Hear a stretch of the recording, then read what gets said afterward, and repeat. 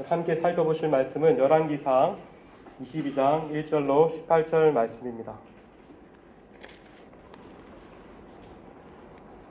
다 찾으셨으면 오늘 조금 길기 때문에 교독하도록 하겠습니다. 제가 먼저 22장 1절을 읽겠습니다. 아람과 이스라엘 사이에 전쟁이 없이 3년을 지냈더라. 셋째 유다의 여호사밧 왕이 이스라엘의 왕이 그의 신하들에게 이르되 길랏 라못은 본래 우리의 것인 줄을 너희가 알지 못하느냐.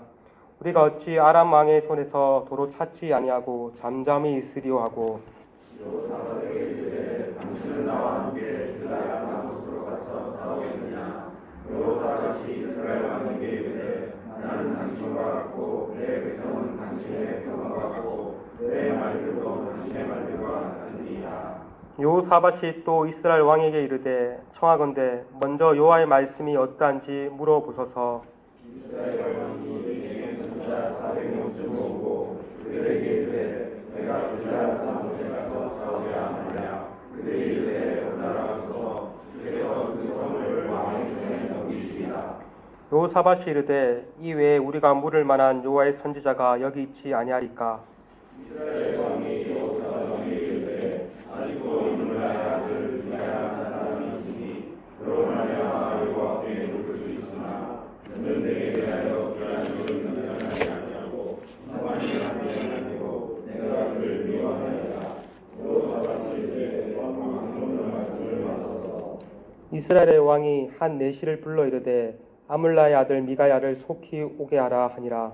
이스라엘 왕과 유다의 여호사밧 왕이 왕궁에 오르고 사마리아 성문이 가운데서 각기 왕자의 한 자리고 모든 선지자가 그의 앞에서 연락을 이루되 그날 아야의 아들 시드기야는 자기를 위하여 철로 뿔들을 만들고 가지고 말하되 여호와의 말씀이 왕이 이것들로 아람 사람을 찔러 진멸하리다 하셨다 하고 모든 선지자도 그와 같이 연락을 길랏 라못으로 나가 승리를 얻으소서. 여호와께서 그 성을 왕의 손에 넘기시리라 하더라. 미가야를 부르러 간 사신이 일러 이르되 선지자들의 말이 하나같이 왕에게 길하게 하니 청하건대 당신의 말도 그들 중 한 사람의 말처럼 길하게 하소서. 미가야가 이르되 여호와께서 살아계심을 보고 있는 사람이니 여호와께서 내게 말씀하신 것 그것을 내가 말하리라 하고 이에 왕에게 이르니 왕이 그에게 이르되 미가야야 우리가 길랏 라못으로 싸우려 가랴 또는 말랴. 그가 왕께 이르되 올라가서 승리를 얻으소서. 여호와께서 그 성읍을 왕의 손에 넘기시리다. 왕이 그에게 이르되 내가 몇 번이나 내게 인사하게 하랴. 내가 여호와의 이름으로 선지자를 속성한 이들에게 말하겠냐. 그가 이르되 내가 보니 온 이스라엘이 목자 없는 양같이 산에 흩어졌는데 여호와의 말씀이 이 무리에게 주인이 없으니 각각 평안히 자기 집으로 돌아갈 것이라 하셨나이다. 이스라엘의 왕이 여호사밧 왕에게 이르되 저 사람이 내게 대하여 길한 것을 예언하지 아니하고 흉한 것을 예언하겠다고 당신에게 말씀하지 아니하였나이까. 아멘. 오늘은 성도의 자세라는 제목으로 하나님 말씀 살펴보길 원합니다. 오늘 본문 1절을 보면은 이렇게 시작합니다. 아람과 이스라엘 사이에 전쟁이 없이 3년이 지냈더라라고 시작합니다. 쉽게 말하면 평화의 때죠. 요즘처럼 전쟁의 소식이 많이 들리는 때도 없었던 것 같습니다. 우크라이나와 러시아의 전쟁이 끝이지도 않았는데 또 이스라엘과 하마스의 전쟁이 펼쳐지고 있습니다. 아마도 이 당시 시대에도 전쟁이 끊임없었던 시대였던 것 같습니다. 근데 3년간의 전쟁이 없는 평화의 시대였습니다. 앞서 이스라엘은 아람과의 2번에 걸친 전쟁을 치렀습니다. 그것이 20장에 잘 나타나 있죠. 첫 번째 전쟁은 사마리아에서 펼쳐졌고 두 번째 전쟁은 아벡에서 펼쳐졌습니다. 사실 이 두 전쟁은 이스라엘이 절대 아람을 이길 수 없는 전쟁이었습니다. 군사력으로 보아도 거의 10배나 차이가 났습니다. 한두 배 정도 차이 나면 그래도 싸울 승산이 있겠다 싶지만 군사력에서 10배 이상 차이가 나니 결코 이길 수 없는 전쟁이었습니다. 그런데 놀라운 반전이 일어나죠. 아람과의 전쟁을 앞두고 하나님은 아합을 찾아오십니다. 아합은 그런 두려움 가운데 하나님을 전혀 찾지 않습니다. 그런데 하나님 편에서 아합이 아무리 악할지라도 그를 찾아오십니다. 크신 은혜죠. 하나님께서 선지자를 통해서 승리를 주시겠다고 약속하시고 실제로 승리를 주셨습니다. 도무지 이길 수 없는 전쟁에서 승리한 것입니다. 뜻밖의 은혜요, 뜻밖의 승리인 것이죠. 이것을 통해 하나님은 아합으로 하여금 하나님의 되심을 알게 하고 하나님께 돌아오기를 원하였습니다. 그런데 아합은 하나님께서 멸하기로 작정한 베나닷을 살려줍니다. 마치 이러한 아합의 행위는 사무엘상 15장에 나오는 사울의 모습과 유사해 보입니다. 하나님께서는 사울에게 아말렉과의 전쟁을 앞두고 아말렉 사람의 모든 것들을 하나도 남겨두지 말고 다 진멸하라고 명령하셨습니다. 근데 사울은 어떻게 합니까? 아말렉 왕 아각과 그가 소유한 좋은 소와 양을 남겨두었습니다. 진멸하지 않았습니다. 그래서 사무엘 선지자가 이것을 지적하자 계속해서 변명을 합니다. 이 좋은 양과 소로 내가 제사를 하려고 했다. 내가 이렇게 남겨둔 것은 백성들 때문에 그러했다라고 계속 변명을 하였습니다. 이 사무엘 선지자가 사울에게 한 유명한 말이죠. 우리가 잘 알듯이 순정이 제사보다 낫고 하나님의 말씀을 듣는 것이 순정의 기름보다 낫다라고 했습니다. 하나님은 이러한 불순종한 아합에게도 선지자를 보내서 말씀하십니다. 그것이 20장 42절입니다. 제가 읽겠습니다. 그가 왕께 아뢰되 여호와의 말씀이 내가 멸하기로 작정한 사람을 내 손으로 놓았은즉 내 목숨은 그 목숨을 대신하고 내 백성은 그 백성을 대신하리라 하셨나이다. 여기 봐도 적혀있죠. 내가 멸하기도 작정한 사람. 그 아람 왕 베나닷입니다. 하나님께서 멸하기로 작정한 사람을 아합은 자신의 실리적 유익을 위해서 남겨두었습니다. 그래서 하나님께서 뭐라고 말씀하십니까?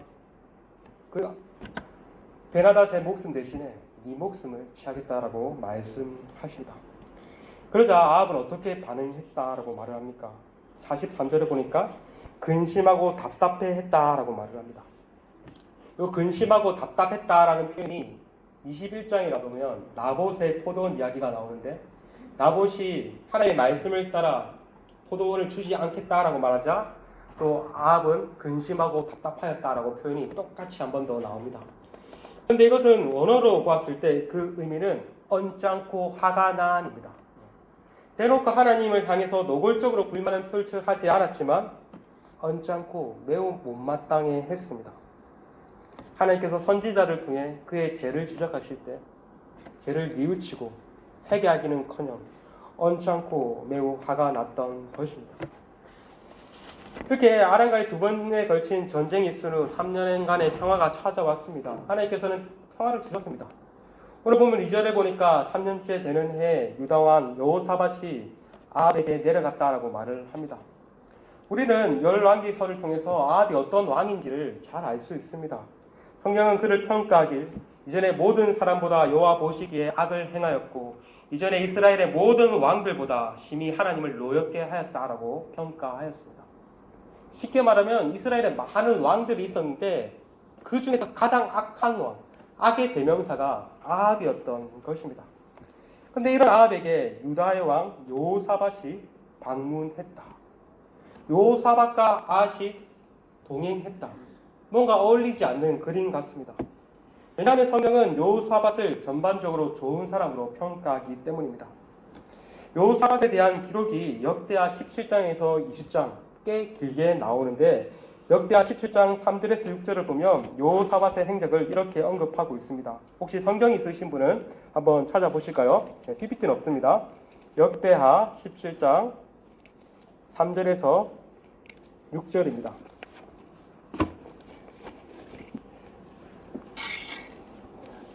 함께 다 찾으시면 함께 읽으시겠습니다. 시작.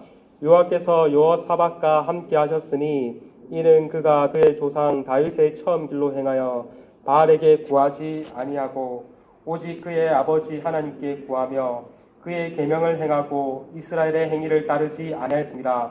그러므로 여호와께서 나라를 그의 손에 견고하게 하심에 유다 무리가 여호사밧에게 예물을 드렸으므로 그가 부귀와 영광을 크게 떨쳤더라.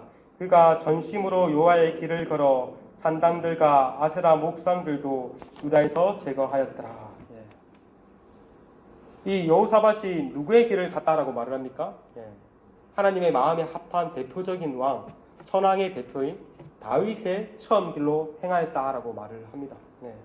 그래서 바알을 숭배하지 아니하고 하나님을 숭배했다, 하나님께 구했다라고 말을 하죠. 그래서 하나님께서는 이러한 아합에게 많은 복들을 내려주셨습니다. 하나님은 하나님의 뜻을 따라 살아가는 여호사밧에게 큰 복을 내려주시고 그의 나라는 점점 더 강성하고 부귀와 영광을 충만히 누렸습니다. 그런데 항상 사람은 잘 나가면 어떻게 되죠? 뭔가 금이 가기 시작하고 삐그덕거리기 시작합니다. 요즘 연예인들도 어떻습니까? 정말 잘 나가는 연예인, 가수들, 연기자, 아주 톱스타들이 큰 문제를 일으키고 있지 않습니까? 그래서 그 사람이 잘 나갈 때 그 사람을 보면 그 사람의 실체가 드러난다고도 말을 합니다. 여호사밧도 나라가 견고해지자 이대로 계속해서 평화가 유지되기를 원했던 것 같습니다. 그래야 그의 아들 요람과 아합의 딸 아달랴를 정략 결혼을 시킵니다. 쉽게 말하면 신앙이 좋은 믿음의 가문이 많은 부가적인 유익을 얻기 위해서 불신자 가정과 결혼을 했던 것입니다. 결혼을 안 한 제가 이렇게 건면드리기는 좀 그렇지만 여러분의 자녀들, 여기 결혼하지 않는 청소년들이 있는데 여러분 조건이 좋다고 예수를 안 믿는 불신 가정의 자녀와 결혼을 하지도 마시고 결혼도 시키지 마십시오. 세상에 조금 조건이 부족해도 신앙이 있는 사람과 반드시 결혼을 해야 합니다. 제가 결혼을 못한 이유가 뭐겠습니까?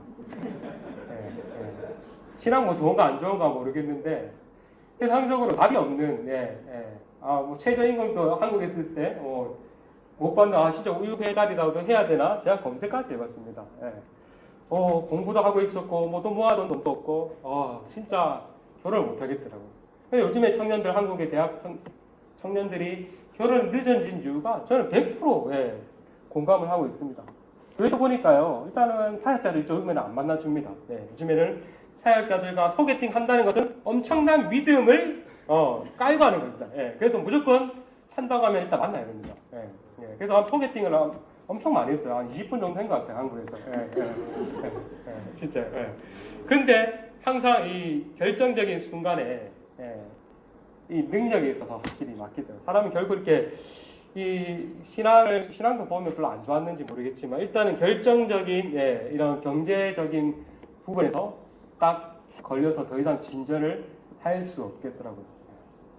근데 생각보다 우리가 교회를 다니는 사람들을 보면은 신앙도 좋아야 하고 집안도 아주 좀 이렇게 좀 있어야 하고 또 직장도 번듯해야 하고 이런 조건들을 우리가 생각보다 많이 따지고 만나는 것을 참 보게 되었습니다.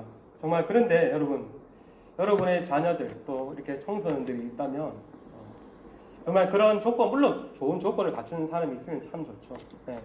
그런데 그런 조건에 누리 뭐라가지고 신앙이 없는데 무작정 결혼을 하지 마십시오. 만약 그렇게 했다가 여러분과 여러분의 자녀에게 결국은 피눈물 흘릴 수도 있습니다. 아무튼 어떻게 된 일인지 이렇게 신앙이 참 좋은 여호사밧은 믿음은 참 좋았는데 갑자기 이렇게 불신 가정, 그것도 가장 악한 가정의 자녀와 결혼을 시킵니다. 이렇게 해서 여호사밧과 사돈지간이 되었습니다. 그러니까 여호사밧은 사돈의 집을 방문한 것입니다. 사돈이 왔으니까 어떻게 했습니까? 극진히 대접했습니다. 역대하 18장 2절을 보니까 평행 본문인데 이때 아합이 여호사밧과 시종을 위하여 양가도를 많이 잡았다라고 말을 합니다. 사돈이 왔으니까 겨한 잔치를 벌인 것이죠. 아합이 이렇게 여호사밧을 잘 먹은 이유가 또 하나 있습니다. 그것은 바로 자신과 함께 아람이 차지하고 있는 길앗 라못을 치자고 제안하였습니다. 이 길앗 라못은 요단 동편에 위치한 지역인데 갓 지파에 속한 지역이요 도피성이 있던 곳이었습니다. 또한 이 지역은 교통의 요지로 국제적인 당시의 도로인 왕의 대로가 지나는 아주 교통의 요지였습니다. 본래 2차 전쟁에 패한 아람의 벤하닷 왕은 자신을 살려주는 대가로 자신의 아버지가 빼앗은 모든 성읍을 다 돌려주겠다고 말을 하였습니다. 그런데 전쟁이 끝나고 3년이 지났지만 여전히 그 약속은 지켜지지 않고 있었습니다. 그래서 아합은 이번에 이 기회에 여호사밧과 함께 길랏 아못을 치러 가려고 한 것입니다. 이에 여호사밧은 어떻게 반응합니까? 오늘 보면 4절 하반절에 여호사밧이 이스라엘 왕에게 이르되 나는 당신과 같고 내 백성은 당신의 백성과 같고 내 말들도 당신의 말들과 같으니이다. 이것은 나는 무슨 말입니까? 좋다는 거죠. 우리 사돈 아닙니까? 막 한번 해보입시다 라고 말을 한 거죠. 그런데 여호사밧은 아합에게 한 가지 제안을 합니다. 전쟁을 하는 건 참 좋겠는데 전쟁에 치르기 전에 우리 한번 하나님께 한번 물어봅시다 라고 제안합니다. 5절입니다. 여호사밧이 또 이스라엘 왕에게 이르되 청하건대 먼저 여호와의 말씀이 어떠한지 물어보소서. 시로 가는 건 좋은데 한번 하나님의 뜻이 어떤지 묻자고 한 것이죠. 성경은 여호사밧에 대해서 이렇게 평가합니다. 역대하 17장 4절에 오직 그의 아버지의 하나님께 구하며, 역대하 19장 3절에 마음을 기울여 하나님을 찾았음이니이다. 오늘 본문에서도 하나님께 물었다라고 말하고 또 역대하에서도 하나님께 구하였다, 하나님을 찾았다라고 말을 합니다. 우리말 성경에는 이렇게 묻고 구하고 찾다 각각 다른 동사가 사용되지만 원어를 보면은 하나의 동사 다라시라는 동사가 사용됩니다. 하나님께 다라시 했다는 말은 하나님께 물었다라는 의미인데 그것은 그냥 대충 물었다는 것이 아니라 묻고 또 묻고 적극적으로 물었다는 것을 가르칩니다.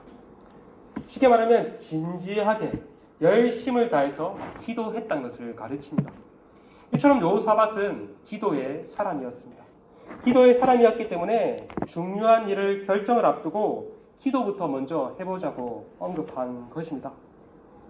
오늘 설교의 제목이 성도의 자세인데 성도의 첫 번째 자세, 바로 기도하는 자세입니다. 여러분 어떻습니까? 우리의 삶 속에서 기도가 잘 작동하고 계십니까? 평소에 기도하지 않는데 중요한 일이 있다고 해서 자동적으로 기도가 튀어나올까요? 여러분 기도는 훈련입니다. 훈련은 어떻습니까? 매우 지루하고 고된 작업입니다. 운동선수들도 경기에 차라리 뛰는 게 즐겁고 재밌지 그 경기를 뛰기 위해서 계속해서 똑같은 일을 반복해서 하는 훈련을 매우 고되어 합니다. 뭐가 재밌겠습니까? 똑같은 일을 반복하는데. 그러나 그러한 반복되는 훈련을 통해서 실전에서 운동선수들이 고백하길 몸이 기억한다라고 말을 합니다.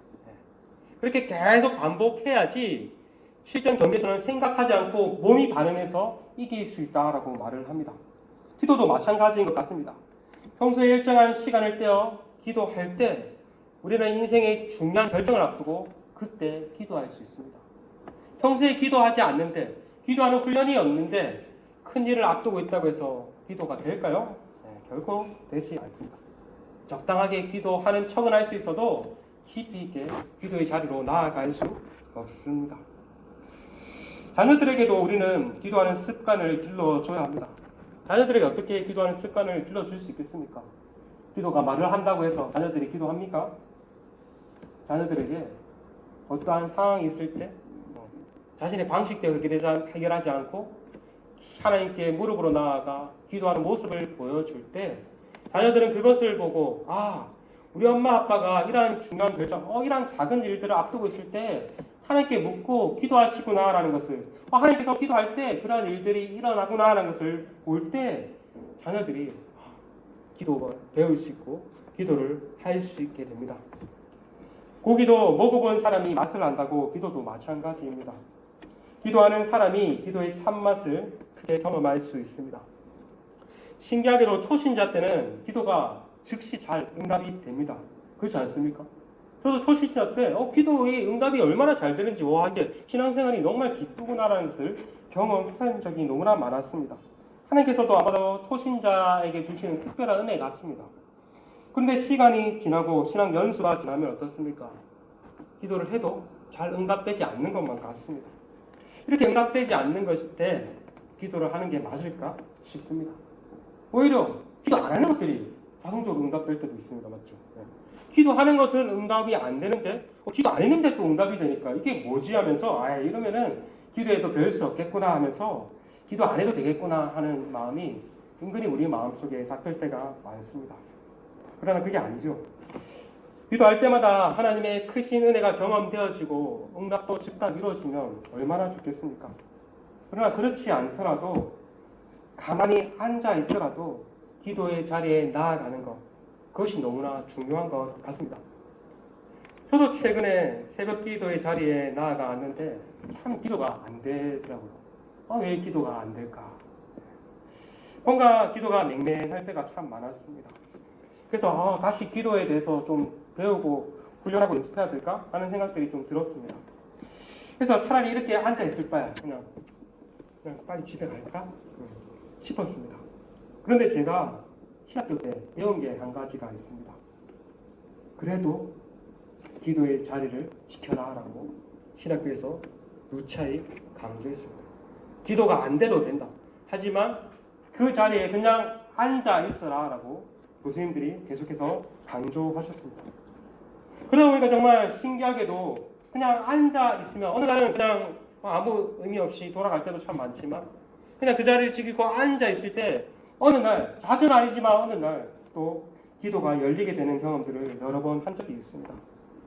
기도가 잘 안 될 때도 있지만 그 자리를 지키다 보니까 기도가 열리더라고요.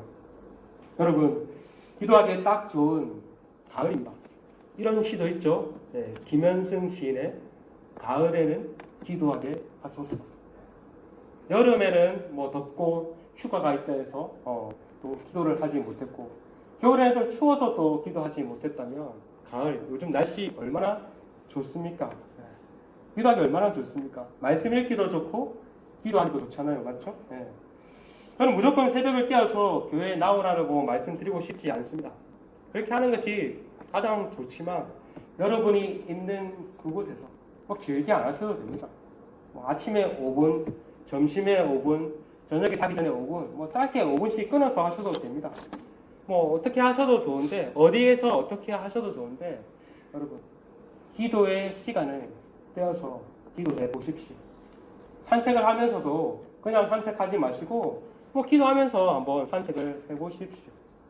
그럴 때 정말 여러분의 삶이 더 풍요로워질 것입니다.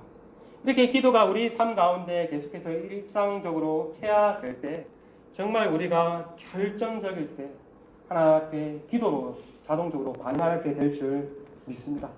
성도의 첫 번째 자세, 기도입니다.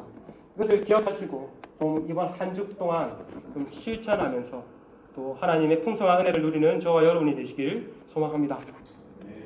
이렇게 여호사밧의 제안에 아합은 선지자 400명을 불러 모아 그들에게 하나님의 뜻을 묻습니다. 주자 선지자들은 모두가 한결같이 나가소서 하나님께서 승리를 주시겠다라고 말을 합니다. 22장 6절입니다.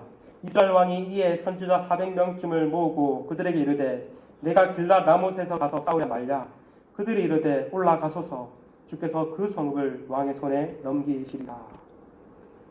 400명의 선지자들의 말이 다 사실이었을까요? 아니었습니다. 그들은 거짓 영에 속아 거짓을 예언하였습니다. 하지만 선지자들의 말을 들은 아합은 옳거니 싶었을 것입니다. 앞서 아람과의 두 번의 전쟁에 있어서 선지자들이 그에게 나아와 승리를 약속하였고 승리를 주었듯 이번에는 한 명이 아니라 무려 400명이나 전쟁에서 승리할 것이라고 말을 하니 얼마나 확신이 들었겠습니까? 하지만 기도의 사람 여호사밧은 조금 마음에 걸렸습니다. 뭔가 의심스러웠습니다. 확실히 기도하는 사람은 여기서 다름을 알 수 있죠. 성경을 보면 아합이 하나님께 물었더라, 기도했더라 거의 나오지 않습니다. 나오는데 거의 나오지 않습니다. 기도를 하지 않는 사람과 기도하는 사람은 여기서도 큰 차이를 느낄 수 있음을 알 수 있습니다. 기도를 하지 않는 사람은 영적 민감성이 없다면 기도하는 사람은 영적 민감성이 있습니다. 그러나 여호사밧은 이렇게 기도를 통해서 영적 민감성을 갖추었기에 미심쩍스러워했던 것입니다. 그래서 여호사밧은 아합에게 이들 외에 다른 선지자가 없느냐라고 물었습니다. 그러자 아합은 한 선지자가 있다. 그 사람의 이름이 미가야인데 그는 나에게 지금까지 한 번도 좋은 소리를 한 적이 없고 악한 말만 했다. 그래서 내가 그를 정말 싫어한다라고 말을 합니다. 이에 여호수아로서는 그렇게 하지 말라라고 말하였고 아합은 속히 미가야를 데려오라고 명합니다. 미가야를 부르러 간 사신이 미가야에게 왕에게 좋은 말을 하는 다른 선지자들과 같이 당신도 왕에게 나아가면은 좋은 말을 해라라고 말을 합니다. 근데 미가야는 어떻게 반응합니까? 14절에 미가야가 이르되 여호와께서 살아계심을 두고 맹세하노니 여호와께서 내게 말씀하시는 것 곧 그것을 내가 말하리다 하고, 미가야는 하나님의 살아계심을 두고 맹세하길 자신이 하나님께서 말씀하시는 것을 말하겠다라고 말을 합니다.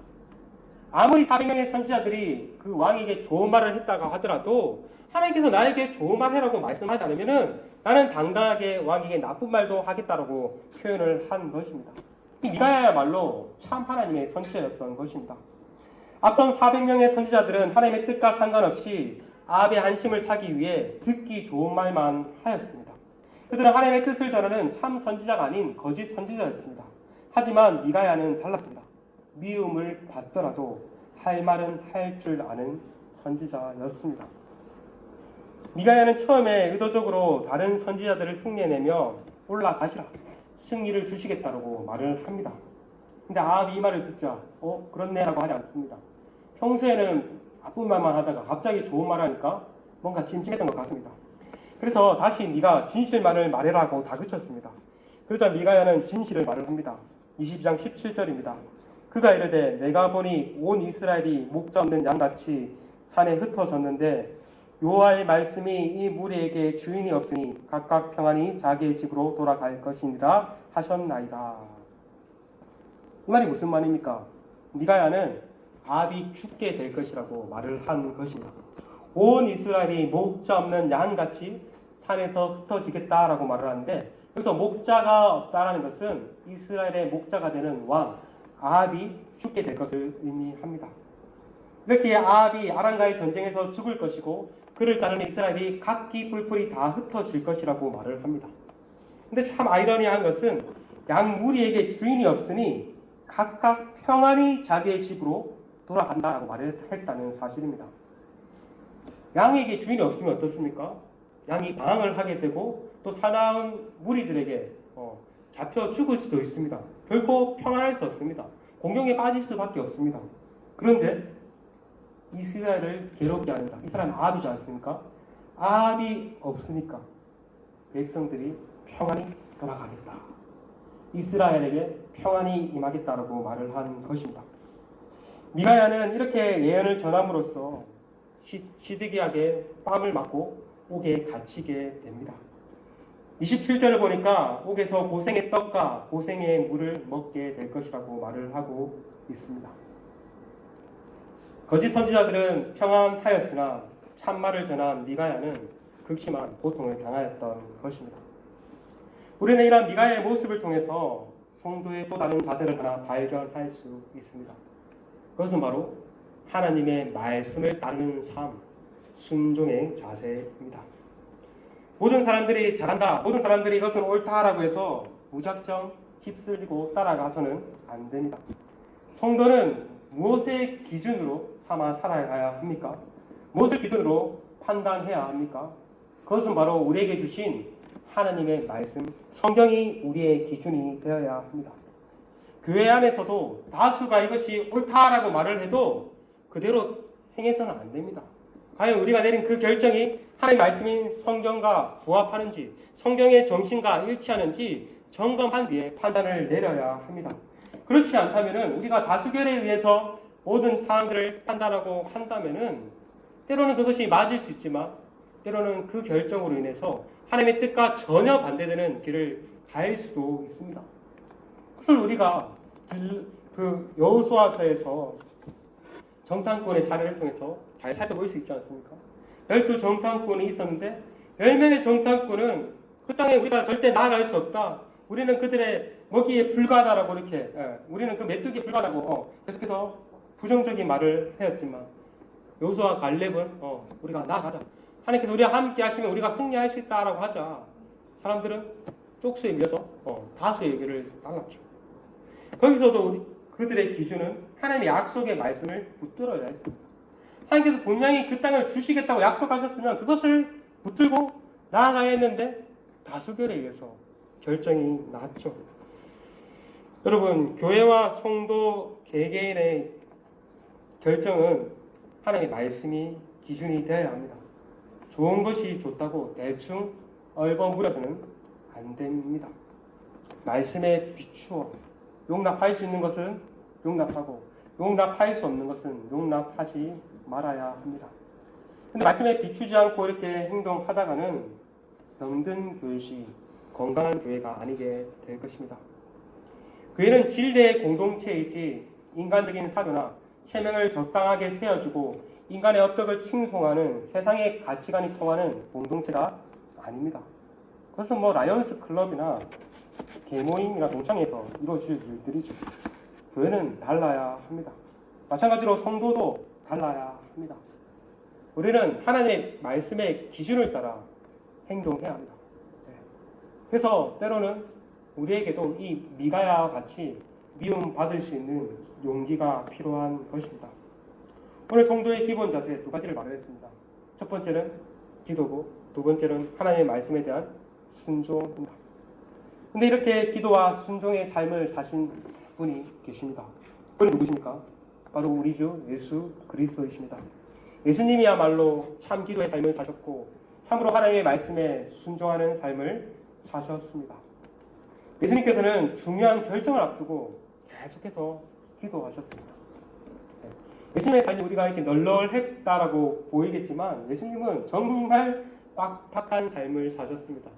아마 한국의 사역자들이 매우 빡빡한 일정을 스케줄이 있고 사역이 많다라고 하는데 아마 예수님은 더 바쁘셨을 것입니다. 저녁 늦게까지 또 치유하시고 말씀 가르치시고 하시는데도 새벽 아침에 깨어 기도하러 가시는 삶을 사셨습니다. 특별히 중요한 결정을 앞두고 예수님은 기도하셨습니다. 제자들을 선출하실 때 예수님은 먼저 기도하셨고 또 십자가에 달리시기 전에 예수님은 기도하셨습니다. 성경은 예수님께서 기도를 가르쳐 주셨을 뿐만 아니라 실제로 제자들에게 기도를 보여주심으로써 삶으로 기도를 가르치셨음을 끊임없이 말을 하고 있습니다. 그렇게 예수님께서 이렇게 기도의 삶을 사셨기에 하나님의 뜻에 합당한 삶을 사실 수 있었습니다. 예수님도 미움받을 용기가 대단하셨던 분이죠. 당시 종교 지도자들을 향해서 하나님의 뜻을 가감없이 참 선지자로서 하나님의 뜻을 가감없이 증거하였습니다. 그러니까 당연히 미움을 받으실 수밖에 없으셨습니다. 그래서 십자가에 못 박혀 죽으셨죠. 예수님은 죽기까지 하나님의 말씀에 순종하셨습니다. 미가야는 고작 뺨 맞고 옥에 갇히는 정도였지만 참 선지자이신 예수님은 죽기까지 순종하심으로써 하나님의 뜻을 이루어 가셨습니다. 바라기는 예수님을 믿는 우리가 이 예수님을 본받아 성도의 두 가지 자세, 기도와 순종의 그 가치를 붙들므로써 이 하루를 또 이번 한 주를 살아가시는 저와 여러분이 되시기를 간절히 소망합니다. 시간 함께 찬양하시고 말씀을 붙잡고 기도하며 나아갔으면 좋겠습니다.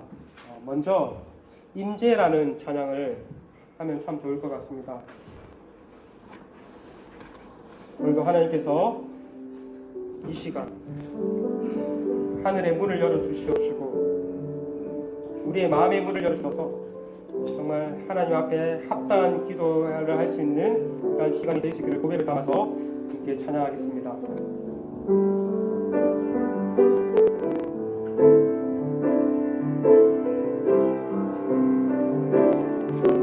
하늘에 문을 여셔서 하늘에